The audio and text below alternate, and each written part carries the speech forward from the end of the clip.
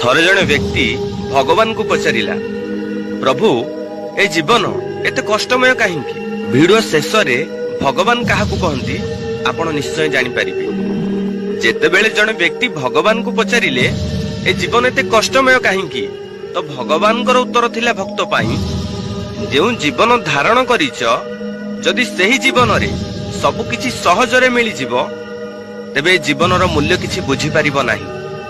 କାରଣ ହେଉଛି ଯେଉଁ ଜିନିଷ ଯେତିକି କଷ୍ଟରେ ମିଳିଥାଏ ସେହି ଜିନିଷ ସେତିକି ଅଧିକ ମୂଲ୍ୟବାନ ହେଇଥାଏ। ଫଳସ୍ୱରୂପ ଆପଣମାନେ ଜାଣିଛନ୍ତି, ବାପା ମା ଯଦି ଭୁଲ କରୁଛନ୍ତି ତ ପିଲାମାନେ ସେମାନଙ୍କୁ ଯନ୍ତ୍ରଣା ପରେ ଯନ୍ତ୍ରଣା ଦେଉଛନ୍ତି। ତ ଆପଣ ଚିନ୍ତା କରନ୍ତୁ ନା ଆପଣଙ୍କ ଜନ୍ମର ମୂଲ୍ୟ କଣ ବୋଲି। ଅନ୍ୟର ଭୁଲକୁ ଧରି ଦୋଷ ଦେବା ପୂର୍ବରୁ ଆପଣ ନିଜର କର୍ତ୍ତବ୍ୟକୁ ବୁଝିବା ଦରକାର।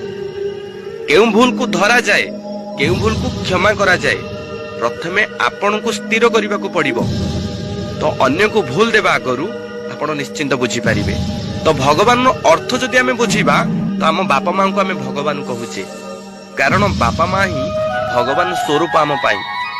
ଏଠି ପ୍ରଶ୍ନ ବାପା ମାଙ୍କୁ ପଚରାଯାଏ, କୌଣସି ଭଗବାନଙ୍କୁ ନୁହଁ।